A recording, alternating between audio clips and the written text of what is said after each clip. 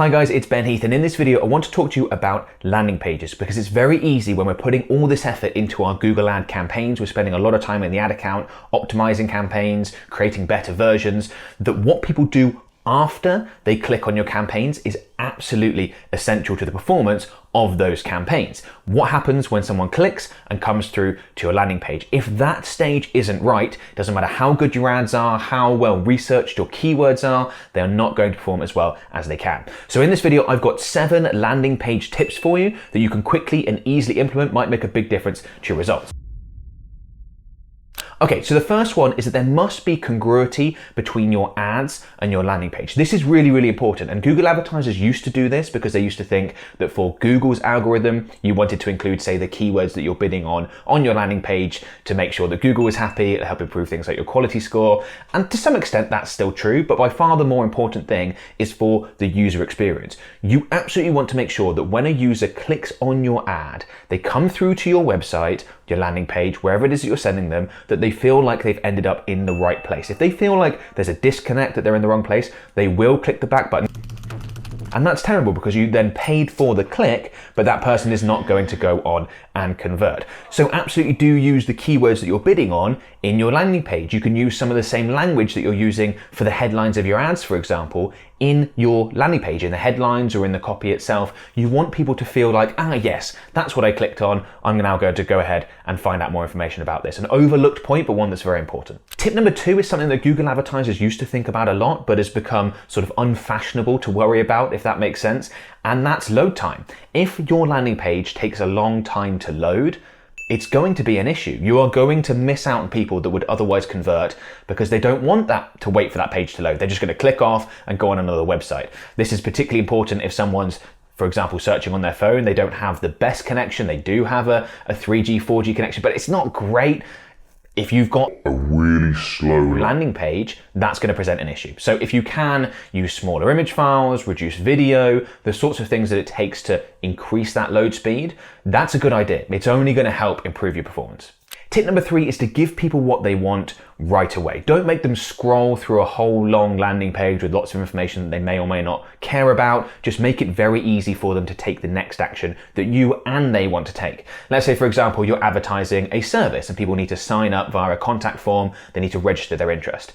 You don't want to send them through to a landing page that's got tons and tons of text and information, and then there's just a contact form at the bottom. You can absolutely have that information. You can have the contact form at the bottom, but stick one much higher up the page as well, because someone might just be convinced from the ad, I've got an issue, this is a service provider that might be able to help me, quick, I'll just pop in an inquiry, they'll get in touch and we'll see from there. You will miss out on conversions if you make your prospects jump through too many hoops. The next tip is to simplify where possible. I think marketers tend towards complexity in general, and that's certainly a fault. We do it with all forms of digital marketing. We certainly do it with landing pages. I would much rather a page was a little bit too bare, a bit too sparse, a bit too simple than the opposite. We want to include all the information about our product or service, all the reasons why someone should buy it, and you can understand why we're thinking that's going to help make the sale. But for the average person going through, only a couple of those points are going to be relevant to them. The rest they might not care about. And again, you don't want to hide the action you want them to take. You want them to make that super easy. Okay, I'll quickly consume it. We've all had that experience where you've clicked on something to learn more about it and then seen that there's just tons of information. You've gone, no, I can't go through that. It's just too much. And then you click off. Whereas if there was just a few bullet points, a little bit of information, you might just quickly read it and go, yeah, actually, that is something I'm interested in. I'll go ahead and take the next step. Whether that's purchasing, becoming a lead, whatever. Keep things simple.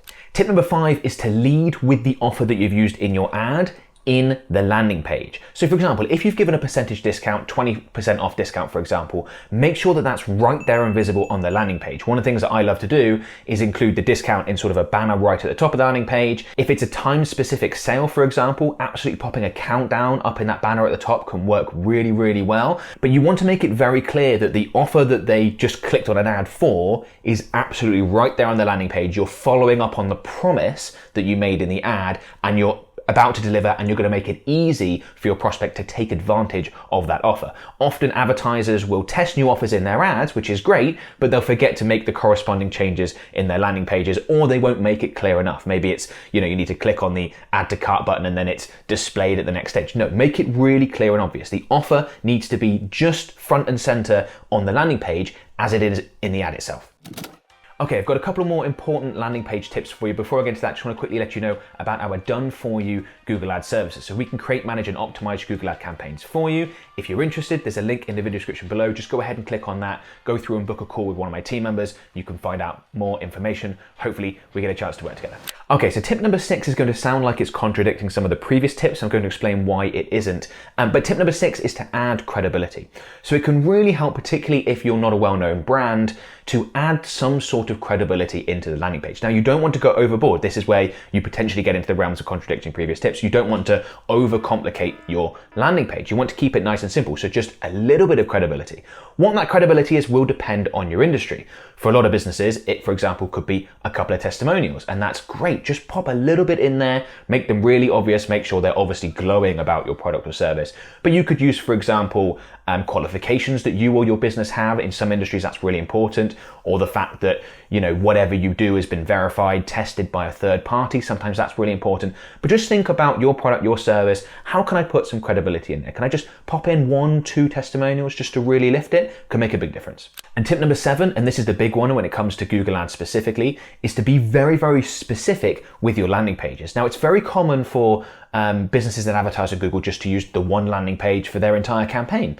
Even if they're advertising slightly different services, slightly different products, they might all send people through to the same place and give them the various options there.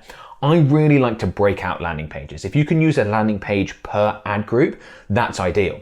Now, that might mean that you just have separate landing pages per service, separate landing pages per product, and that's great. That's a great place to start. But you can actually go one step further and even create multiple landing pages per product or service if people are searching in slightly different ways for a similar thing. Now, you'll often find this happen with services where some people might search for the service without the location included in their search term, and other people might search for the service with the location included in their search term. And that might be a slightly different grouping, and you might find it helpful to create 2 separate landing pages, one that is very location specific to that area that they've searched for, and one that isn't, that is more focused generally. Now, there's many different ways you can break that down. Think about how someone might search for your product or service, and if you've been through my keyword tutorial, you'll find different options, and that will give you an idea on how you can split this out and categorize the landing pages alongside your ad groups. But it can make a huge difference because, again, people really want to feel like they've come through to the right place. And if it feels like your product or service is absolutely tailored for your prospect, they come to your landing page and they think, this is what I've been looking for. Everyone else offers this generic thing. I want this really specific thing for my particular problem. And that's where they've searched for it. That's far more likely, that person's far more likely to go on to purchase your product or your service, given that information and that specificity, because it really feels like it's tailored for them than something that's just more general and you don't stand out from the crowd. Okay, so hopefully those landing page tips are useful, and I'd also strongly recommend you check out this video, which shows you when to and when not to pause Google Ad keywords. It's one of the most common questions I get is, when do I actually pause these things? When do I know if they're winning? Do I know if they're not? It's a quick video, strongly recommend you go through it. I think you'll find it very useful.